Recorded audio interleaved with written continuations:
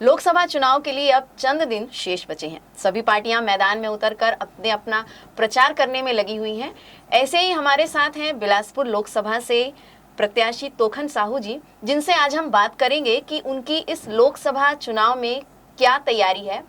इसके पहले हम बातचीत करें, इसके पहले मैं आपको बता दूं कि तोखन साहू जो नाम है वो एक जाना पहचाना नाम है। किसान परिवार से आप आते हैं और आपने अपनी राजनीति की शुरुआत पंच से शुरू की है। पंच के बाद आप जनपद सदस्य रहे हैं।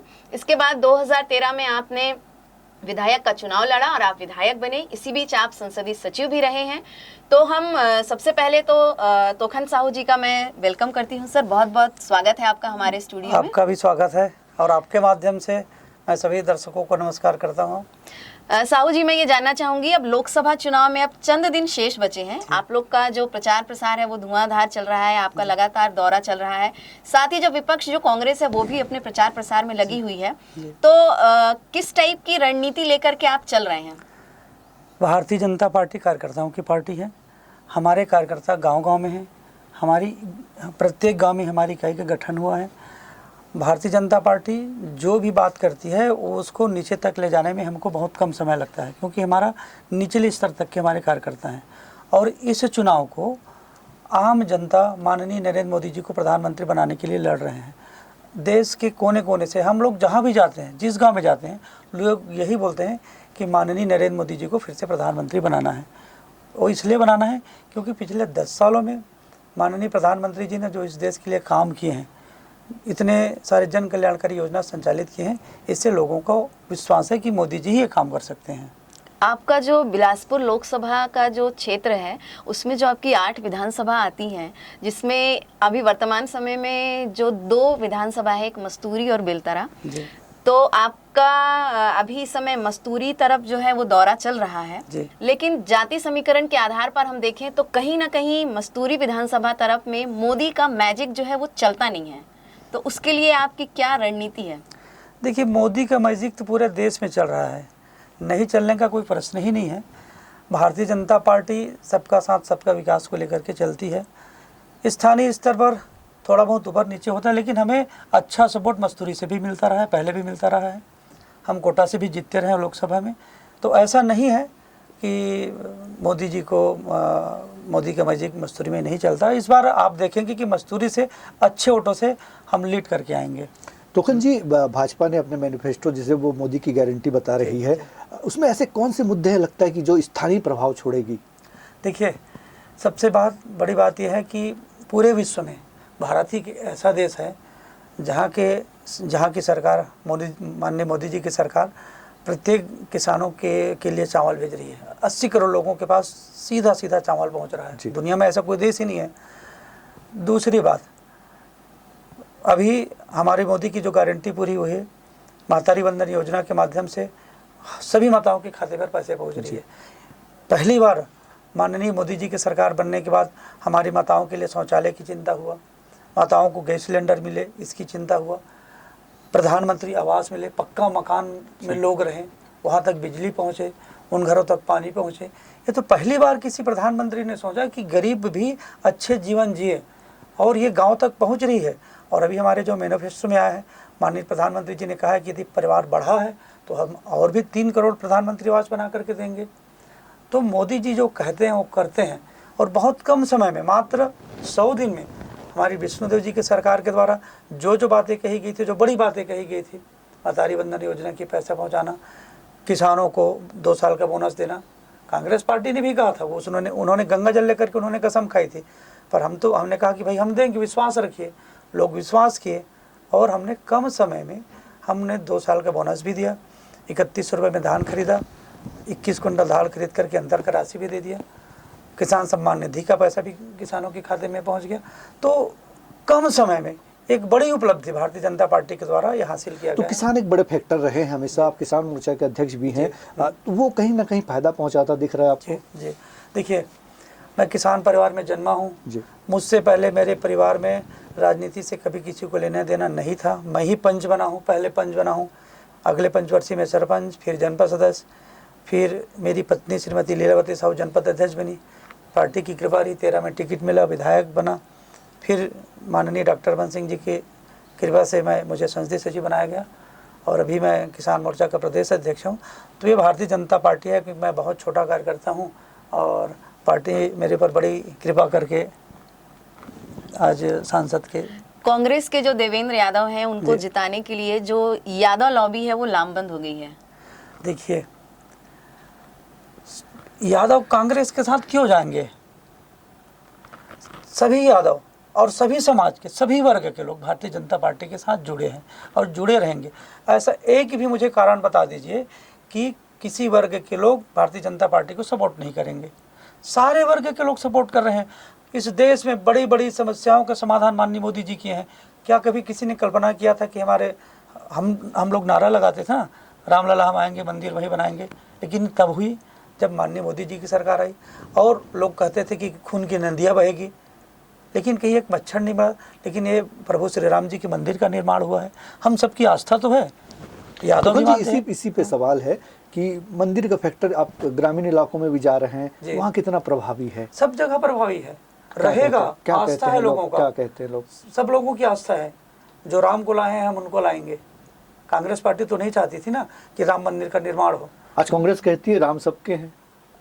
उनकी मजबूरी है कहना, मन में नहीं है, मुंह में राम, मगल में छुरी है उनका। भाई यदि ये राम सबके है तो ये निमंत्रण को क्यों ठुकराते? ये जाते नहीं निमंत्रण में। भाई निमंत्रण तो उन्हें भी दिया गया था, लेकिन निमंत्रण को भी इन्होंने ठुकराया है राम मंदिर करने। ये तुष्टिकरण की राजनीति, ये कांग्रेस ने इस देश को तुष्टिकरण की राजनीति करके बर्बाद करने का काम कांग्रेस पार्टी ने किया। इसलिए अब देश के लोग, देश की जनता कोने कोने से ही आज आवाज़ आती है फिर एक बार मोदी सरकार। लेकिन तोखन जी, कुछ समय में जिस तरह से रफ्तार से कांग्रेसी भाजपा में शामिल हो रहे हैं, कहीं भाजपा का कांग्रेसी कदम तो नहीं हो जाएगा किसी दिन, ऐसा लगता है? देखिए, भारतीय जनता पार्टी की रीति नीति को, विचारधारा को कोई आत्मसात करते हैं तो उनका स्वागत है। भारतीय जनता पार्टी अपनी पहचान कभी खोएगी नहीं, क्योंकि हम अपने सिद्धांत से कभी भटकेंगे नहीं। हमने कहा कि ये सनातन संस्कृति को मानने वाले लोग हैं।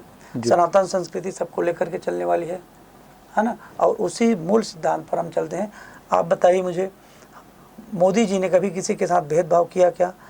भाई चावल मिल रहा है तो सबको मिल रहा है, सबके घर में गैस सिलेंडर जा रहा है, शौचालय सबके लिए बन रहा है, प्रधानमंत्री आवास सबके लिए बन रहा है। हमने कभी किसी के लिए भेदभाव नहीं किया, हमारी सरकार ने नहीं किया है।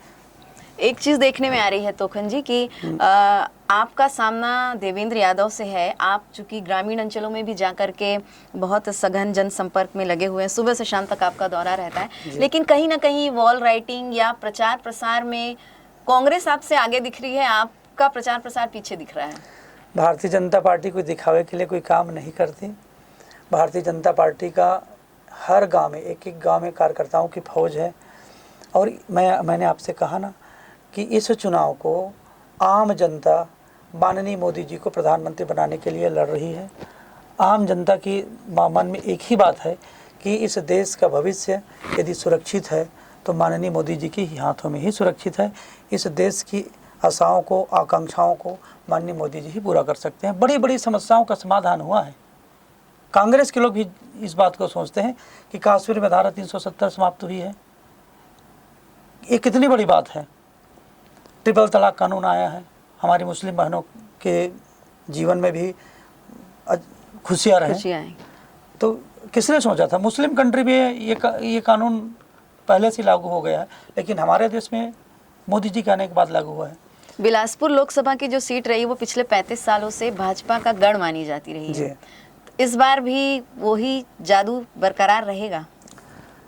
काम के आधार पर माननीय नरेंद्र मोदी जी को हर वर्ग के लोग, हर व्यक्ति, हर इंसान पसंद कर रहे हैं कि वो प्रधानमंत्री फिर से बने। और हम काम के आधार पर ही कह रहे हैं कि यदि हमने ये किया है तो आपका आशीर्वाद चाहिए। और लोग सहजता से इस बात को स्वीकार करते हैं कि माननीय मोदी जी इस देश के लिए बहुत अच्छे कर रहे हैं।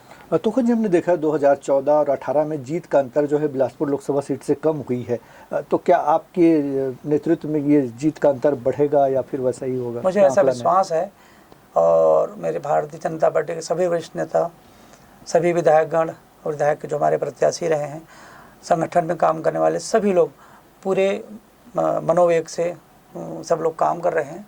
और 8 विधानसभा से भारतीय जनता पार्टी को इस समय एक अच्छी लीड मिलेगी। क्या लक्ष्य लेकर चल रहे हैं? क्या लगता है देखिए, संभावना? लक्ष्य तो हमारा एक ही होता है कि भारतीय जनता पार्टी छत्तीसगढ़ के 11 में से 11 में जीते और जीतेगी, और अच्छे अंतर से जीते। यही हमारा- योगी जी की सभा हुई जो पिछले दिनों, उसका कितना फैक्टर पड़ेगा सामने, लगता है आपने प्रभाव? देखा होगा कि जय श्री राम के नारे लग रहे थे, जी है ना। तो योगी जी के आने के बाद तो और भी लोगों में ऊर्जा भर गया है, और हम सब चाहते हैं कि हमारे ये हिंदुस्तान है, भारत माता, ये राम का देश है, ये कृष्ण का देश है। तो राम के देश में राम की संस्कृति को आत्मसात करें और हम सब मिलकर के साथ में चलें। लेकिन जीत कांग्रेस के- ने बुलडोजर को एक मुद्दा बना दिया। उनके सारे नेता 2-3 दिन से बुलडोजर पे ही बयान दिए जा रहे हैं। देखिए, बुलडोजर बाबा, उत्तर प्रदेश में किस तरह से कानून व्यवस्थाएं थी, जी किस तरह से गुंडा राज था वहाँ, बिल्कुल। और उसकी तो हम कल्पना नहीं कर सकते। आज योगी जी के आने के बाद जो बदनाम प्रदेश को योगी जी ने अपने सख्त प्रशासन से उस प्रदेश को विकास की मुख्य धारा में जोड़ करके रखे हैं। इसलिए प्रशासन भी सख्त होना चाहिए। भाई गुंडों के हाथ में रहेगी क्या कोई प्रदेश? तो कांग्रेस के पास कोई मुद्दे नहीं हैं, ना कांग्रेस के किसी बात पर लोग विश्वास करते हैं, और विश्वास करनी भी नहीं चाहिए। शायद इसीलिए राहुल गांधी 29 को आ रहे 29 को आ हैं। रहे हैं। इसका कितना प्रभाव होगा? किसी को भी ले आया, वो यहाँ उत्तर प्रदेश छोड़ करके तो कहीं और गए हैं, वायनाड गए, है ना। तो जो अपनी सीट को नहीं बचा पा रहे हैं, वो बिलासपुर में आके क्या बचा लेंगे? साहू कोई जी भी जीत नेता है। के आने के बाद आपके इन स्थानीय मुद्दों पर ज्यादा काम करेंगे? देखिए, हमारे पार्टी के सभी वरिष्ठ नेतागण हैं, हमारे डिप्टी सीएम हैं, हमारे सम्मानित धर्मलाल कौशिक जी, हमारे हमारे अमर अग्रवाल जी, हम सभी वरिष्ठ नेता हैं। हम सब लोग बैठ करके बिलासपुर के लिए जो अच्छा हो सके, और आपके भी माध्यम से मैं तो कहता हूँ, आप भी मुझे बताएं कि बिलासपुर के लिए जो अच्छा हो सकता है, बिलासपुर का हित हो, बिलासपुर का विकास हो, बिलासपुर का नाम हो, वो सब काम करेंगे। ये आरोप आप सबके लगते हैं माध्यम तोखन से। जी कि बिलासपुर का जो भी प्रतिनिधि होता है वो सही ढंग से संसद पे बिलासपुर की आवाज नहीं उठा पाया आज तक। इसको कैसे बदलेंगे? माननीय डिप्टी सीएम हमारे अरुण साहू जी सबसे ज़्यादा प्रश्न लगाने वाले सांसद रहे हैं, तो ऐसा तो आरोप लगना ही नहीं चाहिए कि बिलासपुर के सांसद मुद्दों को नहीं उठाते हैं, उठाते रहेंगे। और अब देखेंगे कि बिलासपुर तो बिलासा नगरी और बिलासपुर लोकसभा भारतीय जनता पार्टी की जान है। हवाई सेवा और रेल सेवा पे बड़ा सवाल उठता रहा है केंद्र को लेकर। ट्रेन को लेकर के काफी लेट लतीफी ट्रेनों का बंद, इससे जनता में काफी आक्रोश भी है। हवाई यात्राएं तो भाजपा की सरकार में प्रारंभ हुआ है, और भी सुविधा में विस्तार हो, इसके लिए मैं प्रयास करूंगा। जहां तक बिलासपुर से डोंगरगढ़ रेलवे की बात है, तो उसके लिए भी बजट का प्रावधान हो चुका है। ये तेज़ी से आगे बढ़े, इसके लिए मैं प्रयास करूंगा। और हम सब लोग चाहते हैं भाई कि सारी सुविधाएं बिलासपुर लोकसभा की क्षेत्र की जनता को मिले, छुक छुक गाड़ी चले, वो सबका फ़ायदा हो उसका। आप इन दोनों जनता के बीच जा रहे हैं, उनकी क्या शिकायतें आ रही है और समाधान के तौर पर आप क्या कह रहे हैं? मेरे पास, मैं सच्चाई के साथ आपको कह रहा हूँ, कभी किसी जनता मोदी जी की, किसी भी व्यक्ति ने मोदी की कोई शिकायत नहीं की है। हाँ, एक आध लोग ज़रूर बोलते हैं कि भैया प्रधानमंत्री आवास सबके बन गए, मोर नहीं बने हैं, है ना। हम लोग विश्वास दिलाते हैं मोदी ही बनवाएंगे। प्रधानमंत्री जो पक्का आवास बना है ना, ये मोदी जी का ही देन है। आपका नाम प्रतीक्षा सूची में होगा, आपको भी मिलेगा। और माननीय प्रधानमंत्री जी तो 3 करोड़ आवास बनाने के लिए फिर से घोषणा किए हैं। कांग्रेस कह रही है कि हम 30 लाख नौकरियां देंगे, 1 लाख रुपए जैसे अभी खाते में देंगे। देखिए, कांग्रेस पार्टी 50 साल, 60 साल, 65 साल ये लोग सत्ता में रहे। गरीबी हटाने का इन्होंने नारा दिया था। कभी गरीबी हटी थी क्या? कभी गरीबी हटी नहीं थी। गरीब के बारे में इन्होंने कभी सोचा नहीं। मैं भी सरपंच रहा हूँ, तब 5 साल में 1 आवास या 2 आवास आता, 5 साल में। उसी समय ये लोग लक्ष्य रखते कि सब गरीबों का आवास बांट देते। आज मोदी जी ने लक्ष्य रखा है कि नहीं, कि हम इतने समय, एक टाइम लिमिट, इतने समय में हम शौचालय का निर्माण करेंगे, इतने समय में हम प्रधानमंत्री आवास देंगे। कांग्रेस के किसी भी मैनिफेस्टो पर आम जनता विश्वास करने वाली नहीं है, क्योंकि ये लोग करने वाले नहीं हैं। विधानसभा का घेराव भी पीएम आवास के लिए हुआ था शायद। अरे भैया, माननीय हमारे टीएस बाबा जी बाकायदा लिखित भी इन्होंने दे करके अपना मंत्री पद छोड़ा था इन्होंने, कि आप प्रधानमंत्री आवास निधि, इसलिए मैं इस मंत्रालय को छोड़ रहा तोखन हूँ। जी, अभी फिलहाल प्रधानमंत्री ने एक बयान दिया था कि माता बहनों का मंगलसूत्र भी सुरक्षित नहीं रहेगा। इस चुनाव में बड़ा मुद्दा बनता दिख रहा है।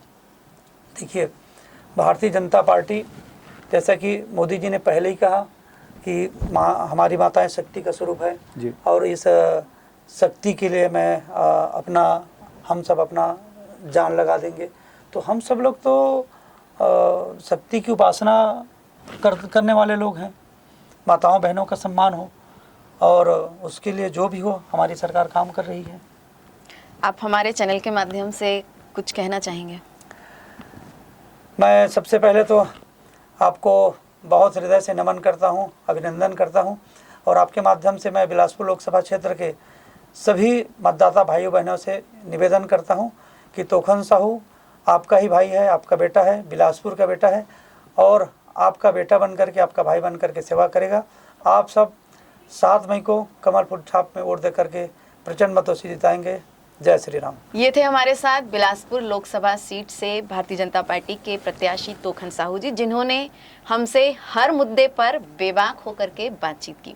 अगली बार फिर किसी और से आपसे मुलाकात कराएंगे। तब तक के लिए नमस्कार।